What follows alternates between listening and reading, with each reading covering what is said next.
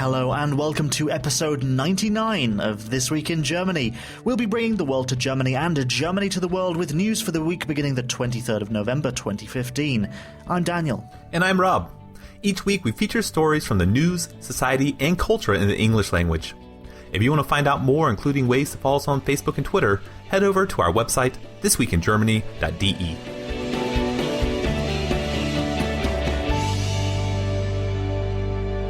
Yes, we are on episode number 99. Whoa, 99 episodes. So that means we're only one episode away from the big number 100. That is great maths there, Rob. Well done. So yeah, I mean, even during the amount of babies that you've been having and through sicknesses and through holidays and all this kind of stuff. Yeah, vacations. Yeah, we've kept going every single week. We've brought you a This Week in Germany, and we're about to reach 100, and to celebrate, we're going to have a live event in Berlin. All the details are at thisweekingermany.de/live. It will be on Saturday, the 28th of November, and the actual time of the episode will be 8 p.m., so you should arrive around about 7 p.m., and there will be other This Week in Germany fans there too, so you can meet them and hang out and talk about what it's like living in Germany and this kind of thing. And don't worry, if you are living somewhere like the United States or South Africa or UK or wherever you might be, if you can't make it to Berlin, you can listen in a live stream via our website. So yes, so you can check all of the information out on thisweekingermany.de. This week we will put a post on there which will have all of the details about how you can tune in live. But yes, thisweekingermany.de/live for all the details. And yes, there will be beer. Well, on with what is going on in this episode. There are a couple news stories that I wanted to talk about. It's what's been going on in Germany after the terror attacks in Paris. And so how Germany's handling it and what's been going on here. Also, there are a few refugee stories I want to mention and tell you what's going on with those.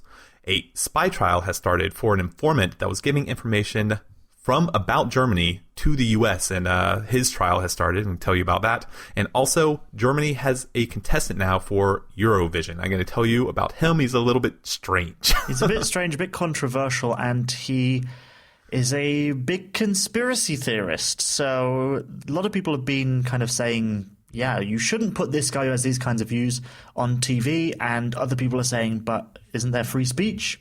So we'll learn more about that later. Rob, you're going to be revisiting an amazing place that we've had in Destination Germany, a curious place and a cool place. What is it? Yes, I was personally in Hamburg, so I'm going to tell you a first-hand experience about the Hamburg Fish Market again, now that I have actually been there, and I can just say it was amazing. Very, very fishy.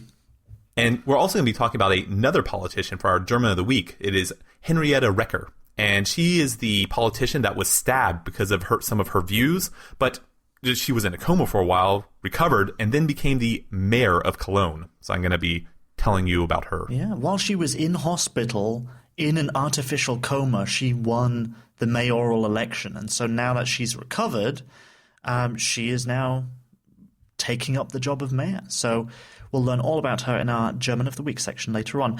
But first, we're going to talk about so Rob, you're going to talk a little bit more in detail about the German reaction to the terrorist attacks in Paris later, but I'm going to talk about a very specific event which happened this week. A friendly football match between Germany and Holland was called off at the last minute on Tuesday. Police warned that there was concrete evidence of an imminent terrorist attack. It came just days after the terrorist attacks in Paris, where 130 people died and over 300 were injured. Police suspected an attack involving multiple bombs on the stadium in Hanover, according to Bild.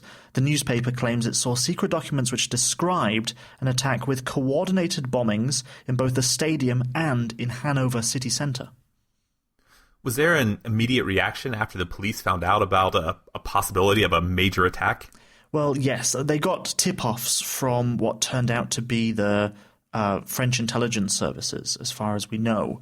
And they received many different tip-offs that there could be an attack imminent.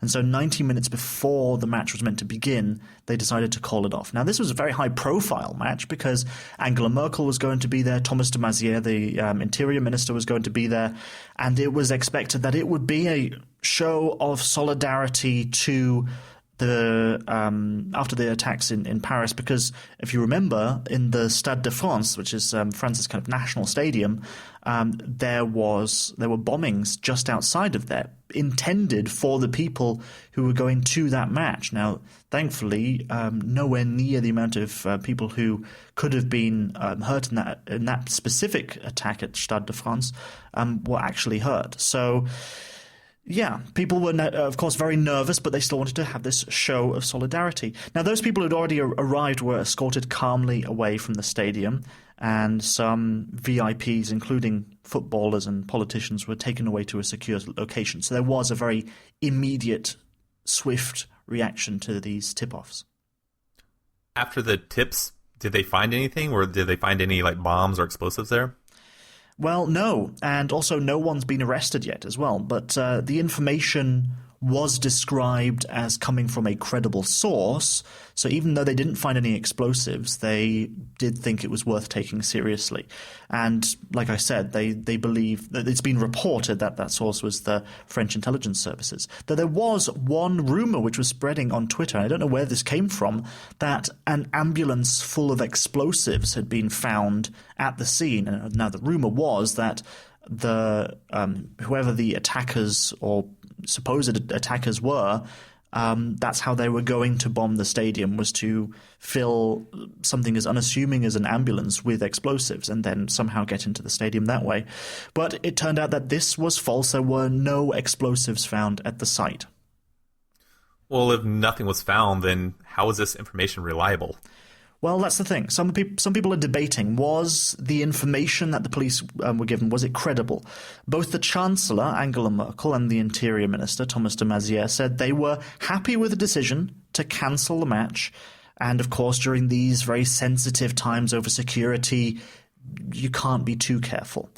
And the big issue here is you can't just cancel everything, because that is kind of doing the work for the terrorists. So there is a decision to be made. You can't just, say, we got one tip-off, let's just cancel whatever show or that we're going to put on, because then that is promoting fear. When something gets cancelled because of a terrorist threat, people think, okay, then we need to be worried that terrorists are going to bomb a target in Germany. So calling off something unnecessarily can be a bad idea, which is why they really had to weigh up the possibilities.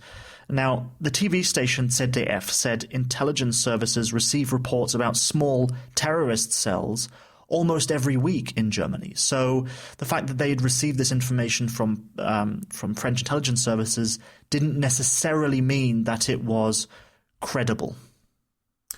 Well, there's these terrorist cells that they're finding all over Germany, and after this huge attack that was just in a neighboring country, is Germany safe right now, or is there a risk of a big attack here? Well, it's a difficult question to answer, because on the one hand, you don't want to spread fear. You don't want to say that we all need to live our lives in fear and worrying that there's going to be a terrorist attack. But the Interior Minister says the chances of an attack on German soil at the moment are very high, to quote him directly.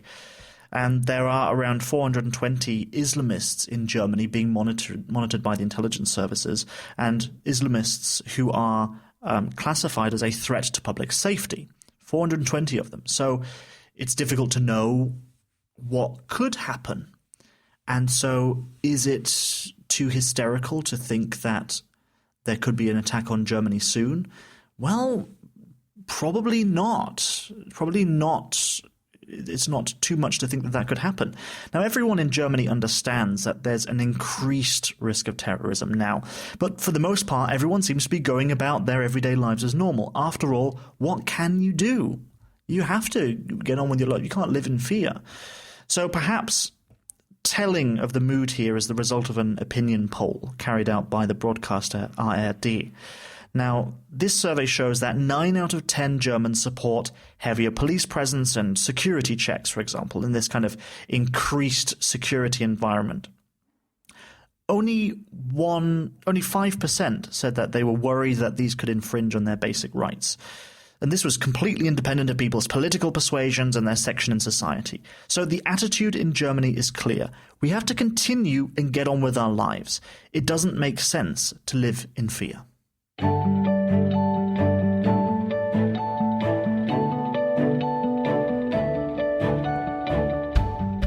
now for this week's News in Brief.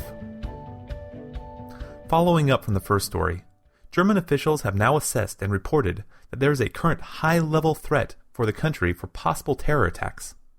But people should not change their way of life because of it. While officials had some sources for possible attacks, nothing concrete has been found that something will actually happen. German police and intelligence agencies will continue to be vigilant in the task of trying to find out possible attacks being planned in the country and then prevent them before they happen. The recommendation for everyone traveling through Germany or living in Germany is to stay calm but be aware of your surroundings. Alert authorities if something seems suspicious. And now a story out of my hometown, Halle, Germany. The Green Party here have recently spoken out against Chancellor Merkel's current refugee policies and her collaboration with the CSU.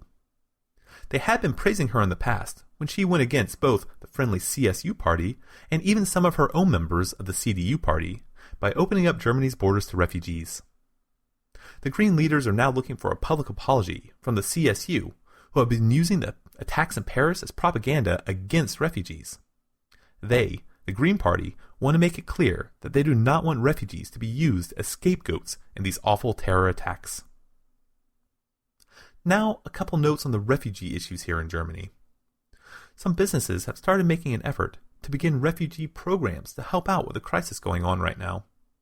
Large corporations like SAP and Daimler are trying to make integration into the workplace easier with new initiatives like phone apps to help navigate the legal system, language training, apprenticeships, and special skill training programs.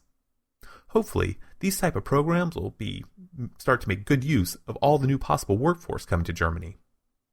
Also, Angela Merkel has spoken with the CSU at a big party conference this past week. She is calling on this allied party to continue being allies and cooperating with her CDU on helping refugees in the country. This comes after recent CSU criticisms of Merkel's asylum policy, and the newly re-elected Bavarian state premier, Horst Seehofer, was demanding limits on the number of asylum applicants that can come to Germany. Markus Reichel, a previous intelligence officer at Germany's BND, which is their intelligence agency, was caught spying for the United States' CIA and giving them confidential secrets. He has admitted to this, and a trial has now started for Reichel, who is being charged with treason. The reason he committed all these crimes was simply job dissatisfaction, along with a payment from the CIA. In total, he was said to have been given just under $100,000. If convicted, he will be facing up to 15 years in prison. Earlier this week, Xavier Naidoo was chosen to compete for Germany in the 2016 Eurovision music contest. Though not everyone had such a high opinion of him. He's a bit controversial, as many of his songs sound a bit religious, and while his name is actually Xavier, he wants to go by Savior, like he's the musical messiah. He's also a bit into conspiracy theories. He has openly said that Germany is not actually a sovereign state and is still being occupied by the Allies from World War II. He thinks 9/11 terror attacks happened differently than they were depicted, and he filed a lawsuit against some of the high-ranking government officials in Germany, saying that they were to blame for the international financial crisis in 2008, and he accused them of treason, though this was rejected. Then, at the end of the week, public broadcaster NDR said that they will be withdrawing Xavier's nomination for the Eurovision Song Contest. The reason was that the public was giving such a large protest against him, and he would have just been too controversial.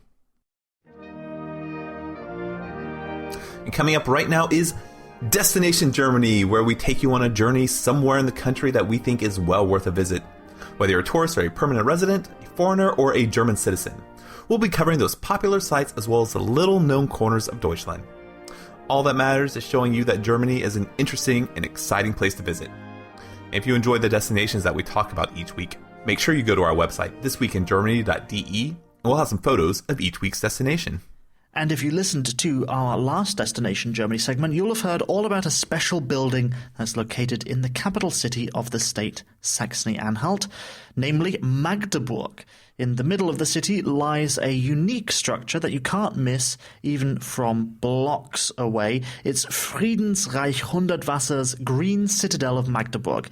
This pink, round, castle-like building is home to all sorts of different facilities like cafes, a theatre, offices, private residences, and even a hotel. Hundertwasser designed this building to give people a structure they can really enjoy.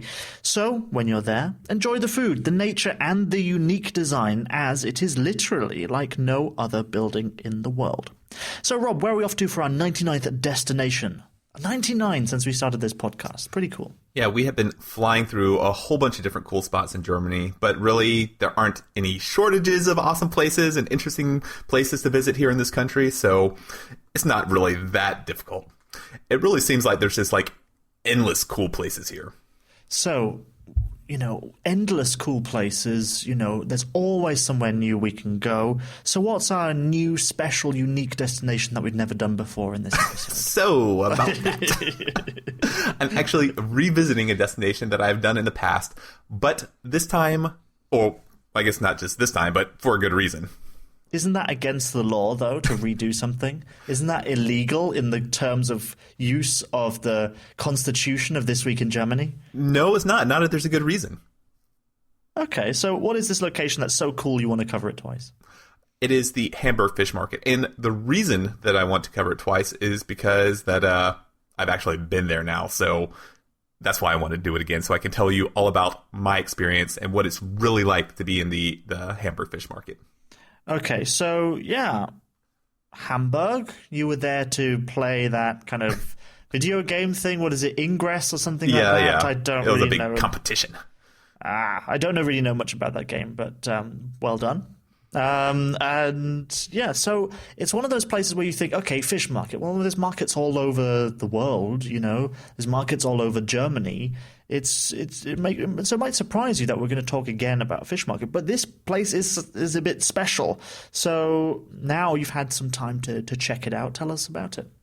Well, I think it's one of the places that really sets Hamburg apart. Like, it's one of those places in Hamburg that if you're there, you just have to go to it. Something that is pretty unique about it as well is its opening times. It's only open on Sundays and only really early in the morning. In the spring, summer, and fall, it's at 5 a.m., so it starts really, really early, but it only lasts until 9:30 a.m. And now that it's winter, it is dark early, or it stays dark for a while, and it's really cold. It has a shorter operating time of just 2.5 hours from 7 a.m. until 9:30 a.m. Wow, it makes a big difference from the culture that we live in today, where some stores are even opening 24 hours. This place is only open 2.5 hours, and yet is a huge attraction. So it's one of the most well-known destinations in Hamburg, but why is it open so early and for such a short time? Okay, here's the little history lesson I'm going to give, is that the fishermen wanted to sell their wares on Sunday to all the different buyers, but the religious leaders didn't want people missing church.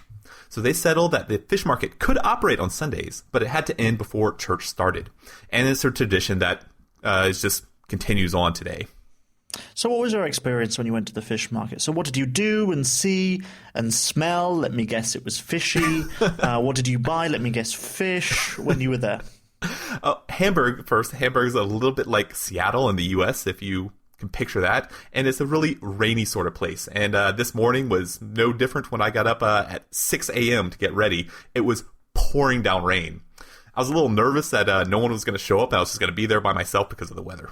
So no one turned up, right? No one, would venture out so early in the morning through the pouring rain to get some fish. It was crazy. There were thousands of people there when I arrived, and that was at like 7:15. So like about 15 minutes after the market even opened, there were thousands of people walking around, looking at everything. The market was in full swing. Music was playing, vendors were shouting and putting on shows for visitors. Delicious smells from all sorts of different food carts, and all of this in a cold, cold morning's downpour. So music was playing and they were shouting and putting on a show, you said. So what type of show were vendors putting on for people? What kind of shows can they do? Well, they're all fish puppet shows and there are all different types of things being sold there, and they were like huge fish trucks, and there were cut flowers and baskets of different mixed fruits, and a crowd would gather around some of these trucks, and the sellers would be telling jokes as well as trying to make deals with potential buyers. They sometimes had like someone off to the side that was actually taking the orders while the master of ceremonies was kind of like putting on a show for everyone. And all of a sudden, they would just kind of like randomly throw some free stuff out to the crowd who would catch it, and everyone would cheer, and then more and more people would come over. So it was really crowd drawing. So a lot of people would come over and buy their stuff. Okay, so they're not just shouting, fish, €5. They're making it into an event which people gather around, and they're engaged in this kind of showman who's selling the stuff.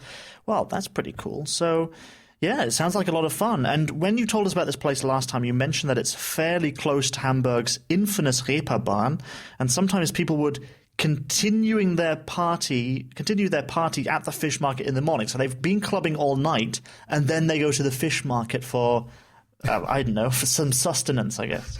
It is really close to this like party district, and when I was walking to the fish market, I did pass a bunch of young people that looked like they were still a bit intoxicated from having a party the night before, and this was at 7 a.m.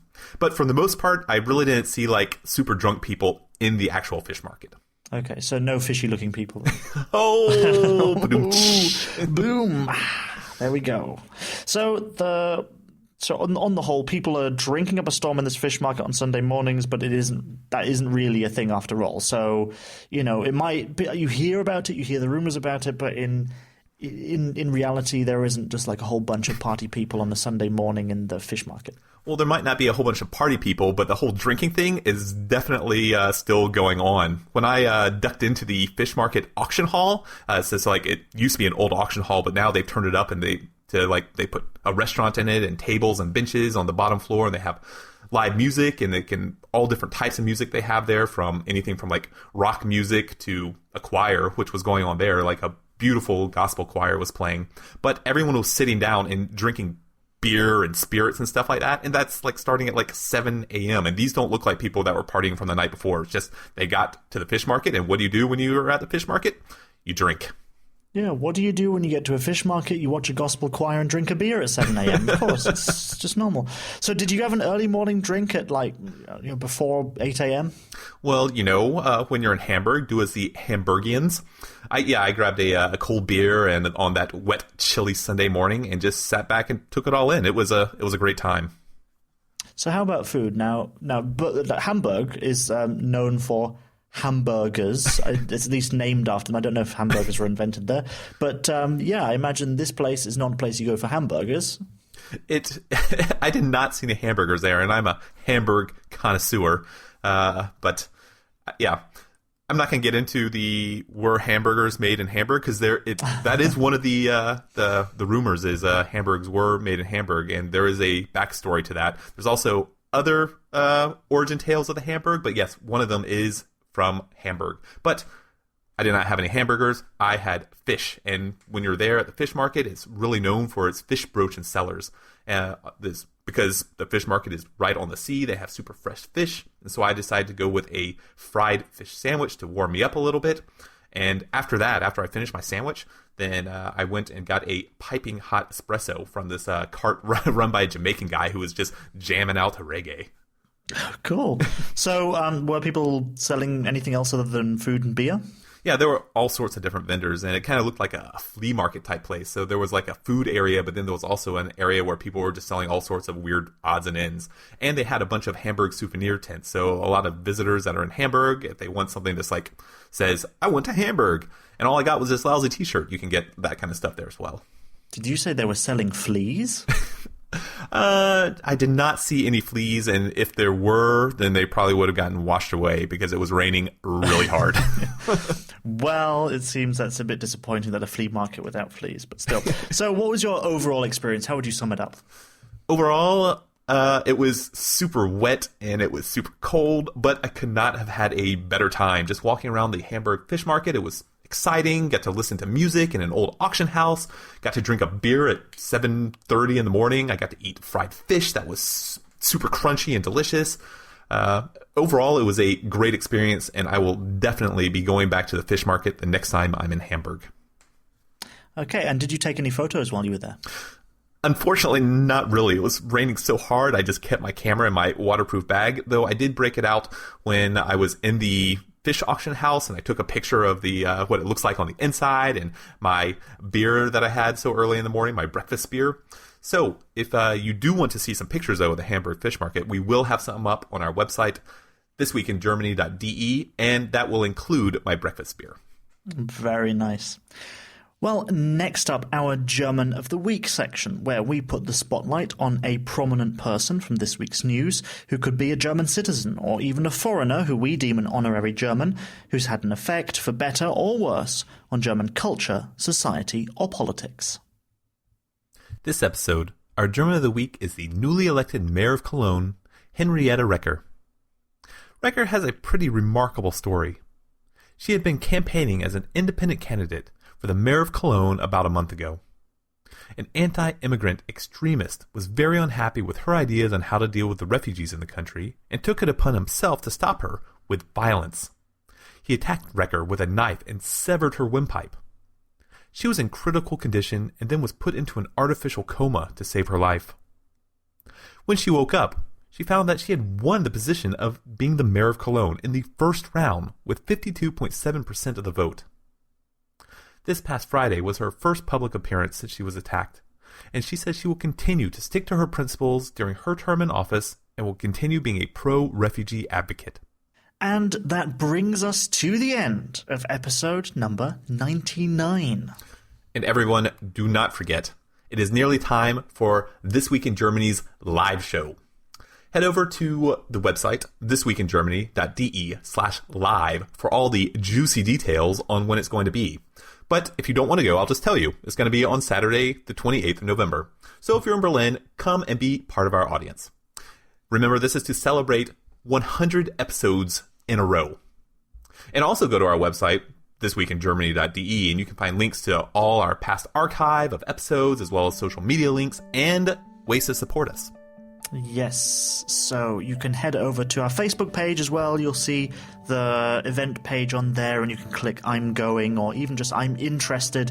There's going to be quite a few people there, so come along, meet us, meet some other listeners as well. It's going to be a great time, and we're going to have lots of cool stuff in that show as well. We've been working hard for well over a month on this program, so it's going to be absolutely amazing. And remember, if you can't be there in person here in Berlin, then you can always listen live via our website, thisweekingermany.de. We'll put a post up during the week where you can see the place where you can click to listen live. All the details will be on there. So yes, This Week in Germany is produced by Daniel Winter, and it's written by myself and Rob Bishop. Thank you very much for listening. We'll be back in just a few days with a live episode of This Week in Germany.